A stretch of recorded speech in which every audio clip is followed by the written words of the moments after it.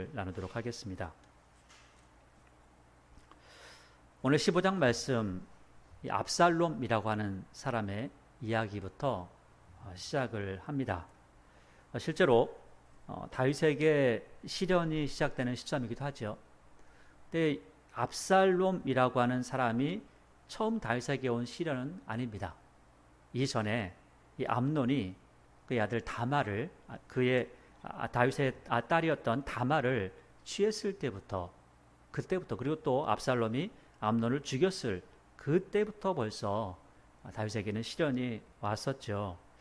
그럼에도 불구하고 그것은 그냥 다윗이 직접적으로 그 몸으로 당하는 것이 아니었는데, 이제부터는 다윗이 그 몸으로 당하는 시련의 시작이 오늘 말씀부터 나오는 거죠. 이 압살롬이라고 하는 사람은 다말의 누이였습니다. 그래서 다말이 암논에 의해서 몹쓸 짓을 당하니까 그 일을 당하고 2년이 지나서 이 암논을 죽여버립니다.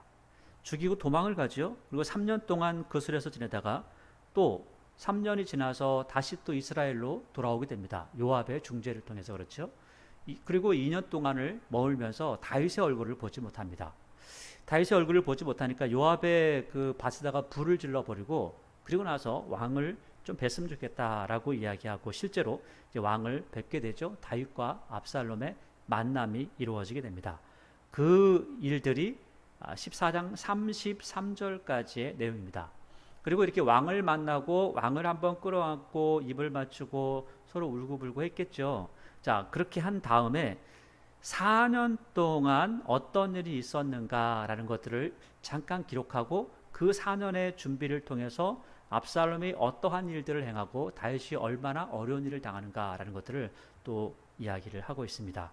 15장 1절을 보니까 이렇게 시작하죠. 그 후에라고 하죠. 그 후에라고 하는 것은 다윗과 압살롬이 만남을 가진 이후에라고 하는 거죠. 만남을 가지고 나서 그 뒤에 보니까 아주 위험한 이야기를 하죠.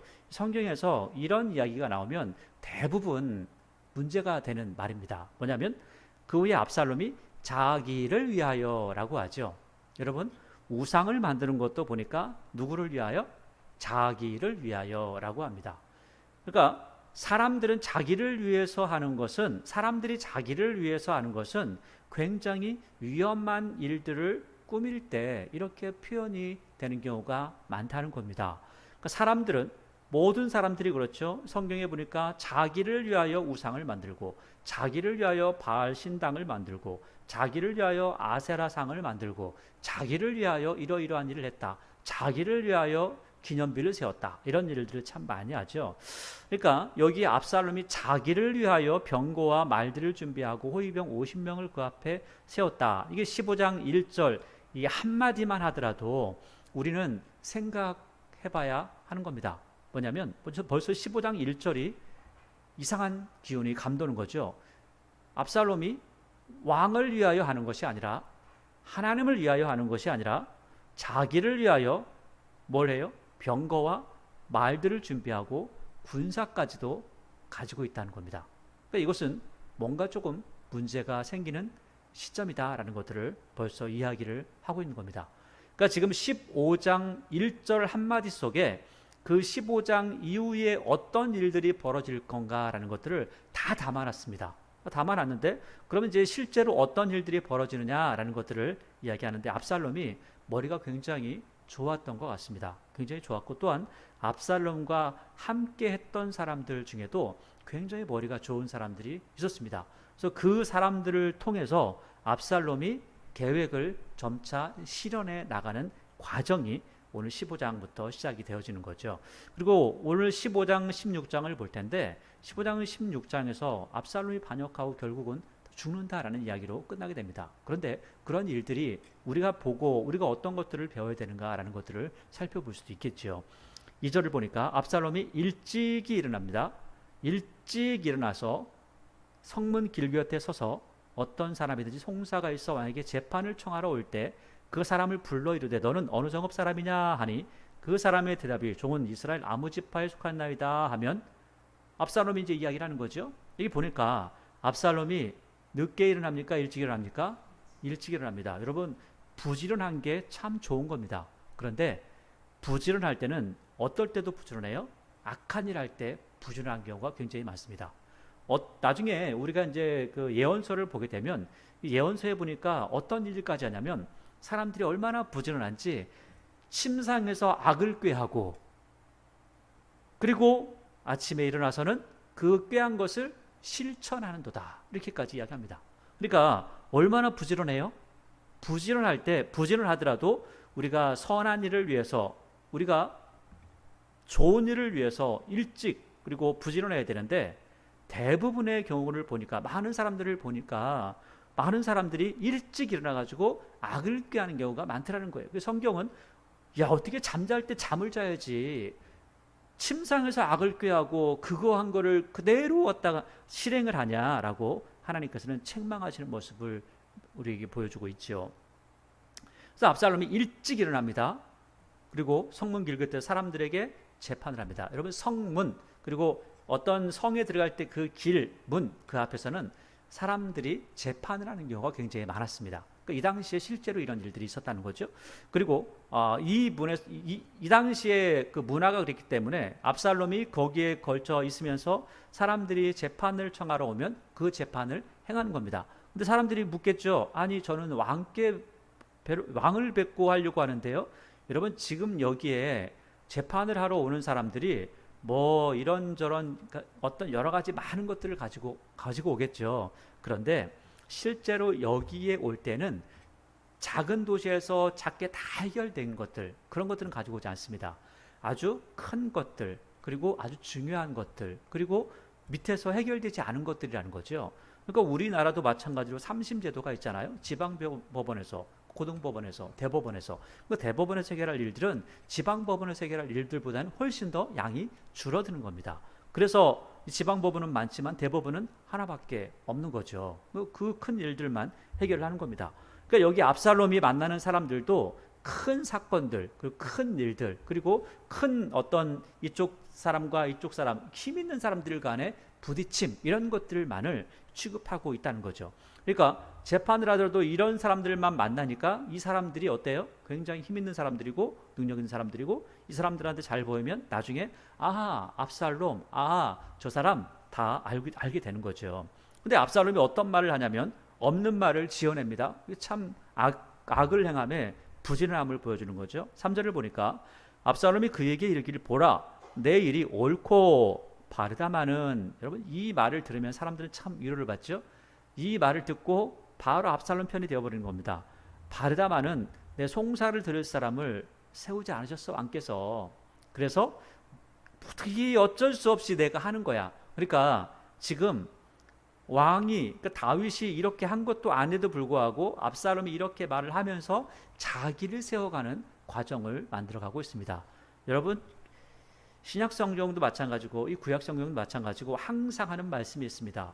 하나님을 세우고 교회를 세우는 것이 우리가 마땅히 행해야 될 도리입니다. 그런데 오늘 압살롬이 누구를 세우고 있지요? 자기를 세웁니다. 그래서 성경은 자기를 세우는 사람은 잘못하는 거야 라고 이야기하고 있죠. 그래서 자기를 세우는 사람들은 잘못된 것입니다. 그 사람들을 따라가면 안 되는 거죠. 하나님의 영광만을 위해서. 물론 하나님의 영광을 이야기하면서 자기의 뜻을 이뤄가는 사람도 있습니다. 그런 사람도 조심해야 됩니다. 근데 오늘 압살롬이라는 사람이 실제로 그러한 일들까지 나중에 합니다. 그 부분도 우리가 살펴보게 될 겁니다. 그래서 왕이 세웠는지 안 세웠는지 실제로 세웠을 수도 있고요. 그리고 왕이 실제로 이런 재판을 할 수도 있습니다. 그런데 이렇게 했다라고 거짓말을 하죠. 4절에 또 압살롬이 이르기를 내가 이 땅에서 재판관이 되고 그러니까 재판관이 됐다라는 것은 이 당시의 재판관 최고의 재판관은 하나님이시지만 그 밑에서 하나님의 뜻을 실제로 펼치는 사람은 누구였냐면 왕이었거든요. 그런데 여기서 자기가 재판관이라는 거예요. 자 그러면 실질적으로 사람들에게 내가 왕이야 라고는 이야기하지 않지만 그 마음속에 남아있는 건 뭐냐면 내가 왕이야 라고 하는 거죠. 뭐 실제로 이 압살롬 나중에 뭐 실제로 어떻게 될지는 모르는 일이지만 이 당시에 왕위를 이어받을 사람 중에 가장 우선순위는 압살롬이었습니다.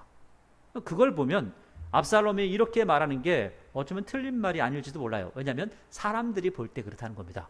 사람들이 볼 때는 압살롬이 당연히 왕이 될 거야. 그러니까 압살롬께 재판을 받았대 라고 하는 생각들을 할 수 있었다는 거죠. 그리고 사람들이 생각하기를 압살롬을 왕이 세웠나 봐. 그러니까 저렇게 하는 거지 라고 하는 그런 생각도 할 수 있겠죠. 그래서 다시 4절에 압살롬이 이르기를 내가 이 땅에서 재판관이 되고 누구든지 송사나 재판할 일이 있어 내게로 오는 자에게 내가 정의 베풀기를 원하노라. 자기가 정의를 베푼다죠. 말도 안 되는 이 소리를 하고 있습니다. 5절에 사람이 가까이 와서 그에게 절하려 하면 압살롬이 손을 펴서 그 사람을 붙잡고 그에게 입을 맞추니 굉장히 겸손한 모습을 보여주죠. 겸손한 채 하는 겁니다. 몇 년 동안? 4년 동안만 하면 됩니다. 우리는 알고 있죠. 결과를 알고 있으니까 몇 년만 하면 돼. 겸손한 척 하는 겁니다. 여러분, 겸손한 척 하는 사람들 조심하셔야 됩니다. 우리는 그걸 다 분별할 수 없습니다. 그래서 사람을 조심해야 되는 거죠. 6절에 이스라엘 무리 중에 왕께 재판을 청하러 오는 자들마다 압살롬의 행함이 이와 같아서 이스라엘 사람들의 마음을 압살롬이 훔쳤다라는 거죠. 여러분, 훔쳤다라고 하는 것은 좋은 말을 이렇게 쓰진 않죠. 압살롬이 지금 악한 행동을 하고 있다는 겁니다. 어떻게 해요? 15장 1절에 보니까 자기를 위하여 병과 말들을 준비하고 군사들을 준비하고 그리고 나서 이렇게 했다라는 거예요.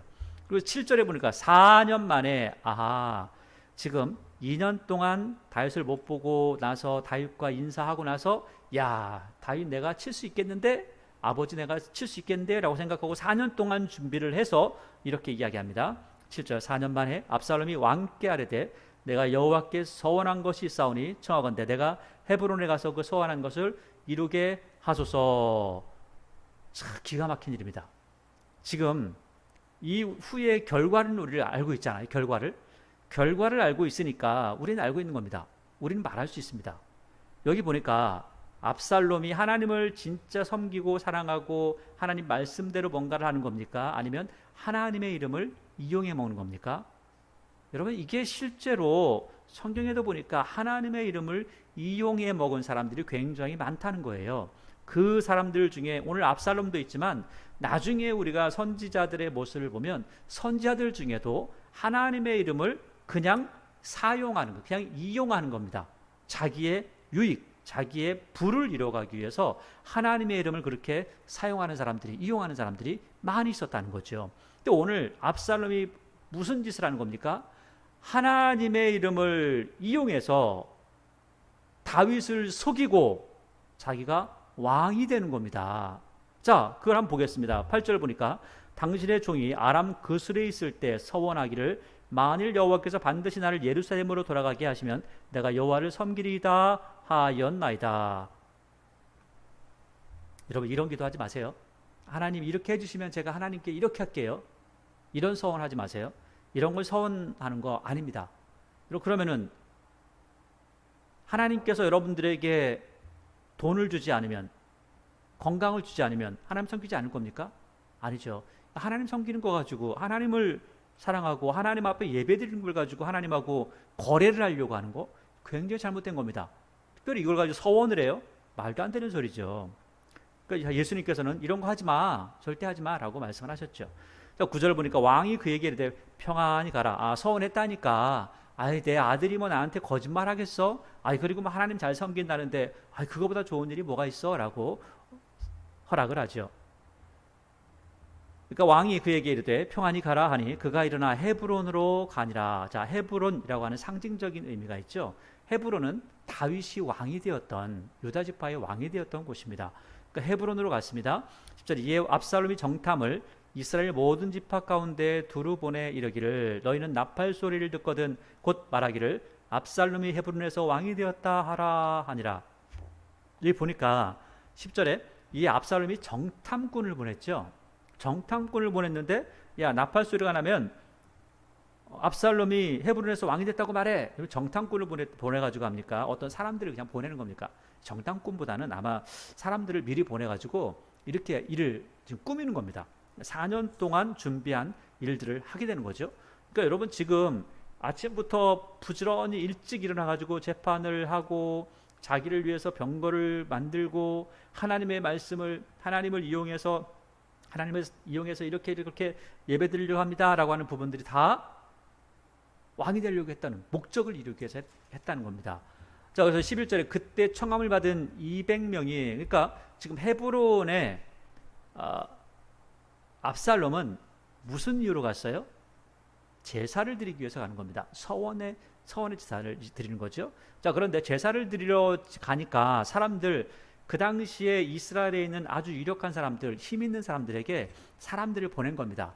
나 제사를 지내려고 하니까 같이 와서 우리 즐기자. 근데 지금 이거를 여러 사람에게 한꺼번에 가서 알려주고 서로 연락하는 게 아니고 한 사람 한 사람 보냈으니까, 아하, 이 사람이 뭐 좋은 일을 하네, 그러니까 나도 같이 뭐 성교 좋지 뭐, 아이 뭐 이번 기회에 얼굴도 보고 좋지 하면서 200명이 왔을 겁니다. 자, 이렇게 200명이 압살롬과 함께 예루살렘에서부터 헤브론으로 내려갔으니 그들은 압살롬이 꾸민 그 모든 일을 알지 못했다는 거예요. 그러니까 여기 처음에 가는 목적은 뭐였어요? 서원 제사였거든요. 그러니까 이거니까 지금 왕이 되려고 하는가 이런 걸 몰랐다는 거죠. 그렇죠? 따라가기만 한 사람들이라. 근데 따라가기만 했지만 사람들이 볼 때는 그렇지 않아요. 이 사람들은 따라갔지만 다른 사람들이 볼 때는 저 사람들이 압살롬과 왜 함께 가지? 라고 하는 그러한 생각을 하게 되는 거죠. 자, 12절 제사를 드릴 때에, 여러분 제사를 드릴 때 보세요. 제사를 드릴 때 압살롬이 사람들을 보내 다윗의 모사 길로 사람 아이도벨을 그의 성읍길에서 청하여 온지라. 반역하는 일이 커가매 압살롬에게로 돌아오는 백성이 많아지니라. 자, 제사를 드리는데 뭘 하는 거죠? 제사를 드리는데 사람들의 세력을 모으는 도구로 사용하고 있다는 거예요.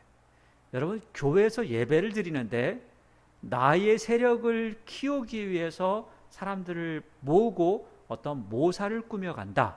이것은 좋은 일이 아니라는 거죠. 여러분, 예배는 예배입니다. 예배는 오직 하나님께만 영광 드리는 것이고, 예수님께서도 그러시잖아요. 예수님 앞에 나와서 예수님 앞에 막 절하고 하면, 야, 나 말고 하나님 바라봐야 돼, 하나님을 잘 섬겨야지 라고 이렇게 이야기할 정도로 겸손하게 하나님을 향해서 모든 것들이 향해야 되는데, 그렇지 않은 모습을 압살롬이 보여주고 있다는 거죠.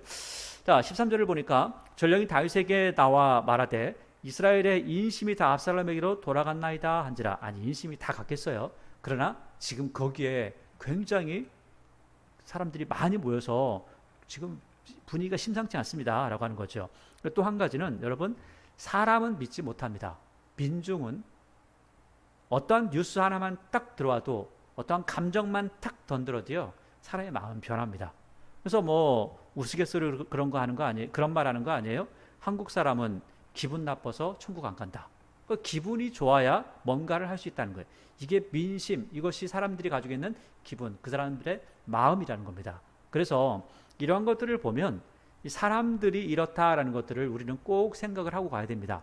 사람들이 나를 찌르고 나를 죽이려고 하고 말로 막 사람 잡으려고 하고 이렇게 하면, 아하, 사람들이 그렇지 이렇게 생각하면서 하나님 외에는 사람을 믿을 수는 없다. 오히려 사람은 어떠한 존재다? 믿을 존재가 아니라 그들을 사랑하고 함께 케어할 존재다. 그러나 물론 여러분은 서로 믿을 만한 존재가 되어야 됩니다. 왜냐하면 하나님을 믿는 사람들은 그래야 된다는 거예요. 하나님을 믿는 사람들은 사람을 믿을 수 있도록, 또 그리고 사람들이 믿을 수 있도록 그러한 삶을 살아야 된다는 거죠. 그것을 신뢰라고 하죠. 신뢰 있는 그런 사람이 된다는 거예요. 그래서 하나님은 신실하시다. 하나님은 믿을 만한 분이고, 신실하신 하나님을 믿는 우리도 마찬가지로 신실한 믿음을 가져야 돼요. 믿을 만한 존재가 되어야 된다는 거죠. 그냥 저는 이거 할 거예요 그러면, 맞아, 저 사람 그렇게 하는 거야. 저기 갈 거예요 하면, 그 사람 거기 가는 거야, 믿어야지. 나 저기 갈 거예요, 진짜일까? 이런 사람이 되면 안 된다는 거죠. 14절을 보니까 다윗이 예루살렘에 함께 있는 그의 모든 신하들에게 이르되 일어나 도망가자. 그렇지 아니하면 우리 중 한 사람도 압살롬에게서 피하지 못하리라. 빨리 가자. 두렵건대 그가 우리를 급히 따라와 우리를 해하고 칼날로 성읍을 칠까 하노라. 이 굉장히 의아한 구절입니다. 왜냐하면 여러분도 아시다시피 예루살렘이라고 하는 성은요, 누군가 들어와서 금방 차지할 만한 그런 성이 아닙니다. 예루살렘을 들어가서 차지할 때에도 굉장히 어려운 성이었습니다. 그리고 또 예루살렘에는 굉장히 힘있고 싸움을 잘하는 사람들이 살고 있습니다. 자, 그런 상황인데도 불구하고 오늘 다윗이 뭐라고 하냐면, 야, 빨리 도망가자. 왜 그럴까요? 조금 더 생각해 보면 좋을 만한 구절이죠. 그냥 도망갈 만하니까 도망갔지, 그게 아니라는 거죠. 요새 중에 요새입니다. 그런데 도망가자는 거예요. 왜 그러냐면 이게 보니까 지금 아버지와 아들 간의 싸움이잖아요. 집안 싸움 아니에요? 집안 싸움. 그 집안 싸움인데 누가 죽어요? 백성들이 죽는 거죠. 자, 그러니까 이런 상황을 다윗이 보니까, 야, 이거 말도 안 되는 상황이 지금 벌어졌다는 겁니다. 지금 만약에 둘이 싸워서 뭐 전쟁을 하게 되면 한 사람도 못 사는 거죠. 다 죽는 거죠. 그런 상황이고 이스라엘의 손실이다. 그리고 또 내가 아들하고 싸우는 것도 이것도 참 그렇다라고 하는 거죠. 그래서 빨리 도망가는 것 같습니다. 15절에 왕의 신하들이 왕께 이르되 우리 주 왕께서 하고자 하시는 대로 우리가 행하리이다. 그래서 왕의 신하들도 이렇게 생각하는 거예요. 아니, 여기 있으면 되는데, 여기 있어도 아무 상관없는데, 그래도 왕께서 하신다면 하겠습니다 라고 하는 거죠. 벌써 당신의 종들이니다 하더라. 참 그 종들이 다윗과 함께 있는 사람들이 다윗을 잘 믿고 있는 거죠. 그리고 다윗도 마찬가지로 이 사람들을 믿고 있습니다. 자, 16절에 보니까 왕이 나아갈 때 그의 가족을 다 따르게 하는데 후궁 10명은 남겨놓았습니다. 그리고 왕궁을 지키게 했습니다. 왜 왕궁을 지키게 하냐? 왜 그냥 다 데리고 가면 되지? 왜 그렇게 하냐? 여러 가지 번거로운 일도 있었겠지만 뭐 설마 무슨 일이 있겠냐? 우리 집안 싸움인데. 그리고 또 이렇게 있어야 어차피 백성들은 거기 다 있을 거 아니에요, 국민들은. 그러니까 다 있을 것이고 뭐 후궁이 있으니까 뭐 금방 돌아오시겠지라고 하는 생각도 하겠죠. 그래서 뒤에 보니까 17절 왕이 나가며 모든 백성이 다 따라서 벳메르하게 이르러 멈추어서서 그의 모든 신하들이 그의 곁으로 지나고 모든 그렛 사람과 모든 블렛 사람과, 보니까 이 블레셋 사람이잖아요. 왕을 따라 가드에서 온 모든 가드 사람 600명이 왕 앞으로 행진하니라. 이거 보니까 지금 다윗과 함께했던 사람들이 이스라엘 백성들만 함께한 것이 아니라 다윗과 함께했던 용병들이 있었구나라는 것들을 볼 수 있죠. 그런데 이 용병들이 누구를 지키고 있어요? 다윗을 지키고 있습니다. 친위대처럼 지키고 있다는 거죠. 그러니까 지금 돈을 주고 산 사람들입니다. 돈을 주고 샀기 때문에 뭐 이런 사람들은 여차하면 돈이 안 나오면 바로 적이 될 수 있죠. 반대편에 가서 싸울 수 있는 거 아니에요? 이 사람들은 전문 싸움꾼들 아닙니까? 전쟁꾼들 아니에요? 19절에 그때에 왕이 가드 사람 이때에게, 가드 사람입니다. 가드 사람은 블레셋 사람입니다.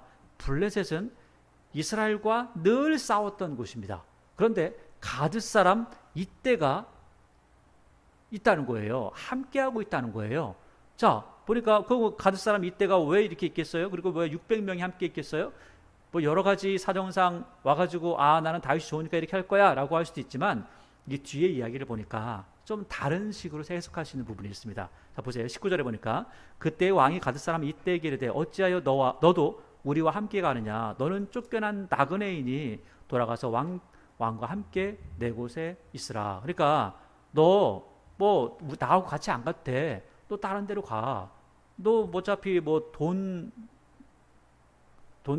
내가 돈 주고 너를 샀던 사람들 아니냐. 그러니까 너 이제 빨리 가. 너 괜히 나 따라다니면서 더 고생하지 말고. 나 지금 돈 줄 것도 없잖아. 라고 이렇게 표현을 하고 있는 거죠. 자, 20절 보니까 너는 어제 왔고 나는 정처 없이 가니. 그렇죠? 너는 어제 왔고 너하고 나하고 무슨 관계가 얼마나 깊다고 그렇게 하는 거죠. 나 지금 너한테 줄 돈도 없어. 정처 없이 가니 오늘 어찌 너를 우리와 함께 떠돌아다니게 하리요. 너도 돌아가고 내 동포들도 데려가라. 그러니까 지금 이때라고 하는 사람이 대장이고 그 밑에 졸개들이 함께 있었다는 거예요. 그리고 은혜와 진리가 너와 함께 있기를 원하노라. 그러니까 떠나도 나 너 저주하지 않아. 너 미워하지 않아. 그러니까 가. 하니까 이때가 왕께 대답하여 이르되 여호와의 살아계심과 내 주 왕의 살아계심으로 맹세하옵나니 진실로 내 주 왕께서 어느 곳에 계시든지 사나 죽으나 종도 그곳에 있겠나이다 하니. 참 기가 막힌 이야기입니다. 용병으로 왔는데 돈 주지 않아도 괜찮아요. 난 당신을 신뢰합니다. 당신이 좋습니다. 당신을 위해서 싸우겠습니다. 이렇게 이야기한다는 거죠. 그러니까 돈이 중요해서 돈 때문에 온 사람인데 돈 때문에 온 사람이 그 사람의 인격을 보고 그 사람의 삶을 보고 오히려 그 사람을 따르는 모습을 이야기한다는 거죠. 여러분, 그래서 다윗은 하나님께서 신실한 자, 마음에 합한 자라고 말씀하고 있습니다. 하나님께서 생각하시는 것, 하나님께서 원하시는 것들을 다윗이 행했던 모습이 있었기 때문에 바로 마음에 합한 자라고 하는 그러한 평가를 받았던 분이라는 거죠. 22절 보니까 다윗이 이떼에게 앞서 건너가라 하매 가드 사람 이떼와 그의 수행자들과 그와 함께한 아이들이 다 건너가고 함께 할게요 하니까 그래 알았어 그럼 함께 하자. 야, 그래 뭐 죽으나 사나 우리가 한 마음으로 살자 이렇게 하는 거죠. 23절 온 땅 사람들이 큰 소리로 울며 모든 백성이 앞서 건너가며 왕도 기드론 시내를 건너가니 건너간 모든 백성이 광야길로 향하니라. 이 기드론 시내를 건넜다 이렇게 하잖아요.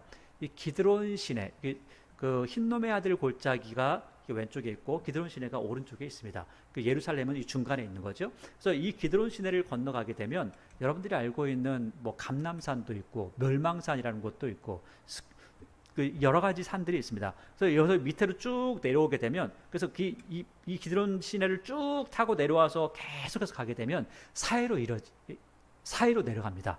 물론 그 길을 타고 다 내려간 건 아니지만 그렇게까지 내려간다는 거죠. 그 기드론 시내가 사해까지 이어지는 그러한 시내입니다.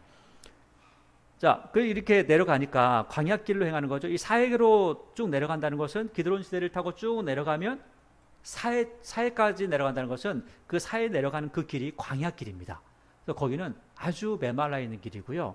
그 사람들이 살기 어려운 그러한 지역이기도 합니다. 자, 그래서 광야길로 행했습니다. 자, 24절을 보니까 보라 사독과 그와 함께한 모든 레위 사람도 하나님의 언약궤를 메어다가 하나님의 궤를 내려놓고 아비아달도 올라와서 모든 백성이 성에서 나오기를 기다리다. 그러니까 지금 다윗이 나오니까 언약궤도 나오는 겁니다. 왜냐하면 이 당시에 전쟁을 할 때 여러분들이 잘 아시듯 이 요압이 전쟁을 할 때 전쟁을 나가면 그냥 나가는 게 아니에요. 언약궤를 가지고 나갔습니다. 이 언약궤를 가지고 나가서 함께 싸우고 그리고 돌아오는 겁니다. 왜냐하면 하나님께서 함께 하십니다라고 하는 상징적인 그 표시가 언약궤를 가지고 갔을 때 그 사람들 마음에 안심이 되는 거죠. 그래서 그렇게 전쟁을 하는 겁니다. 그런데 놀랍게도 25절을 보면 다윗의 신앙 고백이 엄청난 고백을 하는 것을 볼 수가 있습니다. 25절 보면 왕이 사독에게 이르되 보라 하나님의 궤를 성읍으로 도로 메어 가라. 만일 내가 여호와 앞에서 은혜를 입으면 도로 나를 인도하사 내게 그 궤와 그 계신 데를 보이시리라. 여러분 이게 굉장히 놀라운 신앙 고백입니다. 자, 첫째는요. 궤가 있으면 내가 승리한다라고 하는 그러한 마음이 이스라엘 백성들이 다 있었다는 거예요. 마치 미신적인, 요즘으로 보면 좀 미신적인 표현인데 내가 성경책을 들고 다니면 그러면 사고가 안 날 거야 라고 하는 그러한 모습이 실제로 있었다는 거예요. 전쟁할 때에도 법궤가 없으면 질 것 같고 있으면 이길 것 같은 생각이 있었다는 거예요. 실제로 이렇게 법궤가 나갔을 때 블레셋 사람들이 두렵고 떨었다라고까지 이야기를 하는 것을 볼 수가 있습니다. 자, 그런데 오늘 다윗이 뭐라고 하냐면 궤는 성으로 이렇게 이야기합니다. 내가 죽든 살든 그게 문제가 아니고 하나님의 궤가 있기 때문에 하는 게 아니고 내가 하나님의 뜻을 따라 살아가는 것이 더 중요해라고 하는 믿음이 있는 거죠. 둘째는 내가 원한다고 내가 가는 길에 하나님의 궤를 옮겨가지고 다닐 수는 없어. 하나님의 궤는 항상 그 자리에 있는 거야. 그곳에 계셔도 천지 만물을 다 살펴보고 계시는 분이 하나님이시다. 내가 하나님 앞에 어떻게 세워졌느냐가 중요한 것이다 라고 하는 신앙 고백을 하는 겁니다. 굉장히 중요한 신앙의 분기점이 되어지는 거죠. 만약에 우리 같으면 이렇게 하겠죠. 가져와. 다른 것들은 몰라도 성전 안에 있는 그 궤가 나하고 함께 다니면 하나님께서 나를 보호하시는 그 느낌이 더 들 거야. 이런 생각을 할 텐데 다윗은 그렇지 않아요. 메어 가라. 하나님의 성전에 하나님의 궤가 있어야지. 어떻게 나를 위해서 하나님의 그 법궤를 끌고 다닐 수 있겠냐? 아니다. 이렇게 이야기하는 거죠. 여러분, 믿음이 보니까 다윗의 믿음이 많이 성장하는 것 같지 않습니까? 엄청난 시련이 있고 엄청난 어려움이 있는데 그럼에도 불구하고 그 시련과 어려움을 다 끌어내고 하나님의 법궤는 하나님의 전에 나의 유익을 위해서 하나님의 법궤를 이용하지 않을 거야 라고 하는 모습을 보여주고 있다는 거예요. 지금 여러분, 지금 압살롬에 의해서 쫓겨다니고 있는 이 다윗의 모습은요, 굉장히 어려운 상태입니다. 죽고 싶을 정도일 거예요. 그런데도 불구하고 하나님의 법궤는 여호와의 전에, 하나님의 회막에, 이 당시만 해도 그렇죠, 있어야 된다는 겁니다. 26절, 그러나 이것도 대단합니다. 그러나 그가 이와 같이 말씀하시기를 내가 너를 기뻐하지 아니한다 하시면 종이 여기다오니 선히 여기시는 대로 내게 행하시옵소서 하리라. 기가 막힌 신앙 고백을 하고 있습니다. 25장 25절 말씀을 보니까, 야, 나를 위해서 법궤를 움직이지 마. 하나님의 법궤는 하나님의 법궤에 자리에 있어야 돼 라고 이야기하고, 그러면서 26절에 내가 만약에 여기로 돌아오지 못해도, 내가 예루살렘에 돌아오지 못해도 법궤가 함께하지 않았기 때문에 내가 돌아오지 못한 게 아니야. 하나님께서 원하지 않기 때문에 그런 거야 라고 하는 신앙 고백하는 거죠. 하나님, 나를 구원해 주십시오. 그러나 구원해 주지 않는다 할지라도 나는 하나님을 믿고 하나님을 신뢰합니다 라고 하는 고백이 이 안에 들어있다는 거죠. 다윗의 신앙이 이러한 고백, 이러한 신앙이 있었다는 거예요. 대단한 신앙입니다. 왜냐하면 이 당시만 하더라도 눈에 보이는 신앙을 따라가거든요. 눈에 봐야지만이 따라갔거든요. 아브라함이 위대한 신앙입니다라고 하는 것은, 믿음의 조상이라는 것은 보이지 않는 데 따라간 겁니다. 근데 오늘 다윗은 보이지 않는데 법궤가 나의 손에, 나의 수중에 없다 할지라도 내가 하나님의 뜻을 따르기를 원합니다. 그리고 하나님께서 나를 구원하지 않으신다 하더라도 괜찮습니다. 하나님의 뜻은 내가 언제든지 수용합니다. 이 믿음이 있다는 거죠. 여러분, 우리에게 하나님께서 다윗의 모습을 말씀하시면서 어떤 믿음을 원하시는 걸까요?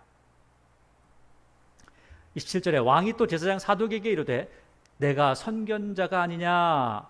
너는 너희의 두 아들 곧 내 아들 아히마스와 아비아달의 아들 요나단을 데리고 평안히 성읍으로 돌아가라. 이렇게 이야기했다는 거예요. 여러분, 여기서 나오는 사독이라고 하는 사람은 나중에 여러분들이 신약 시대에 들어가게 되면 사두개파, 사두개인이라고 하는 이 사람들의 조상이 됩니다. 그러니까 성전파, 성전 예배파를 이야기할 때, 성전 우선주의를 이야기할 때 사독을 이야기하고, 이 사람이 그 조상이라고 보시면 됩니다.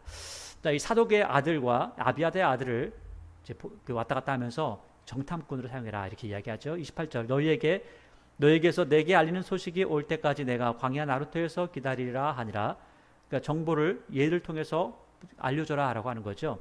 29절에 사독과 아비아달이 하나님의 궤를 예루살렘으로 도로 메어다 놓고 거기 머물러 있으니라. 놀라운 이야기입니다. 여러분, 다윗이 광야 생활을 할 때, 광야에서 전쟁을 할까요 말까요? 이때만 해도 에봇을 놓고 늘 기도하고 할까요 말까요? 이렇게 물어봤거든요. 그러니까 에봇은 늘 자기가 가지고 다니는 거였습니다. 근데 지금은 에봇뿐만 아니라 법궤가 옆에 온다고 해도 아니야. 하나님의 자리가 있는 거야. 하나님의 말씀의 자리가 있는 거야. 하나님께서는 모든 걸 보고 계셔. 내가 하나님의 마음에 들게 사는가, 나의 행함이, 나의 삶이 하나님의 뜻을 따르지 않는가가 더 중요한 거야. 이 믿음으로 변화되었다는 거예요. 이 모습을 우리가 살펴봐야 되는 거죠. 그래서 30절에 다윗이 얼마나 서러웠는지, 다윗이 감난산길로 올라갈 때 보세요. 다윗이 어디로 올라가요? 감난산길로 올라가잖아요. 그러니까 지금 예루살렘 성이 있고요. 또 감난산이 있습니다. 감난산. 지금 우리가 감난산이라 하면 실제로는 올리브산입니다. 이 올리브산이 있고 이 밑에 쪽으로는 멸망산이라는 곳이 있습니다. 이 멸망산, 이 감난산 밑에 멸망산 쪽에는 뭐가 있냐면 묘를 다 써놓은 겁니다. 그래서 뭐 거기에는 엄청난 그 묘들이 많이 있는 거죠. 그 위쪽으로는 스코프산이라고 해서 거기엔 또 예루살렘 대학 이런 것들이 있습니다. 그러니까 지금 이 예루살렘에서 쭉 내려와 가지고 다시 또 감난산으로 쭉 올라가는 감남산 여기는 올리브산이라고 하는 거죠. 여기를 올라가는데 지금은 여러분들이 가서 이곳을 보시면 실제로 이 예루살렘과 이 감람산이 별로 높지 않다고 보입니다. 그리고 이 기드론 시내가 그렇게 깊지도 않습니다. 근데 왜냐하면 옛날에는 엄청나게 깊었는데 시간이 가면 갈수록 매운 겁니다. 사람들이 점점점 매워서 이 골짜기는 높아지고 산은 낮아진 그런 상황이 되어져 버린 거죠. 자, 30절 다윗이 감난산길로 올라가죠. 그의 머리를 그를 가리고 또 맨발로 울며 가고 그와 함께 가는 모든 백성들도 각각 자기의 머리를 가리고 울며 올라가니라. 그러니까 얼마나 서러운지, 참 내가 인생을 어떻게 살았는가. 또 한편으로는 야, 하나님께서 내가 밧세바를 취할 때 이렇게 말씀하시더니 정말 그게 이루어지는구나 라고 하는 그러한 회한의 눈물도 있겠죠. 그래서 31절에 어떤 사람이 다윗에게 알리되 압살롬과 함께 모반한 자들 가운데 아히도벨이 있나이다 하니, 이 아히도벨, 이 당시 아히도벨은 굉장한 존재였죠. 뒤에 보니까 다윗이 이르되 여호와여 원하건대 아히도벨의 모략이 어리석게 하옵소서 하니라. 지금 아히도벨이 있습니다라고 하니까 다윗이 야, 큰일 났다 이렇게 이야기를 한다는 거예요. 다윗이 보니까 아주 문제가 있는 겁니다. 왜냐하면 다윗이 생각할 때도 아히도벨은 굉장한 사람이었거든요. 굉장한 사람이었고 또 한편으로는 조금 무자비한 사람이기도 했습니다. 그리고 잔인한 사람이었고 목표를 위해서라면 뭐든지 할 수 있는 그러한 사람이었습니다. 근데 다윗은 그러한 목표를, 아무리 내가 어떤 목표를 삼았다 할지라도, 내가 목적을 이것을 어떻게 할 거야 라고 했다 할지라도 그 방법을 악하게는 가져가지 않았거든요. 그런데 아히도벨은 그렇게까지도 해서라도 모든 것들을 하려고 했던 사람들이었습니다. 그 32절에 다윗이 하나님을 경배하는 마루턱에 이를 때에 아렉 사람 후세가 옷을 찢고 흙을 머리에 덮어 쓰고 다윗을 맞으러 온지라. 그러니까 지금 후세라고 하는 사람이 다윗을 맞으러 온 겁니다. 다윗을 만나러 온 거죠. 다윗을 만나러 와서 이렇게 이야기하는 겁니다. 33절에 다윗이 그에게 이르되 내가 만일 나와 함께 나아가면 내게 누를 끼치리라. 지금 아히도벨을 이야기하고 후세를 갑자기 같이 이야기하잖아요. 이야기를 하는 거 보니까 아하, 아히도벨과 후세가 같은 자리에 같은 역할을 했던 그러한 사람들이구나 라는 것들을 우리가 생각할 수가 있죠. 근데 이거 후세라고 하는 사람이 나오니까 당장 뭐라고 하냐면 야, 너 나하고 같이 가면 안 돼 라고 이렇게 이야기하는 겁니다. 또 나하고 같이 가면 안 돼. 그러면서 하는 말이 34절 그러나 내가 만일 성읍으로 돌아가서 압살롬에게 말하기를 왕이여 내가 왕의 종이니다. 전에는 내가 왕의 아버지의 종이었더니 이제는 내가 왕의 종이니다 하면 내가 나를 위하여 아히도벨의 모략을 패하게 하리라. 그러니까 너 나하고 따라오면 안 되고 네가 압살롬한테 가야 돼 라고 이야기하는 겁니다. 근데 우리 생각에는 이게 이해가 안 되잖아요. 왜냐하면 지금 후세라고 하는 사람은 우리가 역대기를 보게 되면 후세라고 하는 사람과 이 아히도벨이 둘 다 책사였어요. 책사. 왕의 책사였습니다. 자, 그런데 그 책사를 이야기할 때 후세를 이야기할 때 뭐라고 하냐면 왕의 친구였다. 다윗의 친구였다라고 이렇게 이야기합니다. 그러니까 책사인데 굉장히 친밀한 그런 관계였다라는 것들을 이야기하고 아히도벨은 그렇게까지 이야기하지 않습니다. 그러니까 그 다윗이 볼 때 좋은 그 책사가 두 사람 있었지만 그 중에서도 나하고 더 함께 더 가까이 할 수 있는 사람 누구였다라고 생각하냐면 후세가 그런 사람이었다고 생각하죠.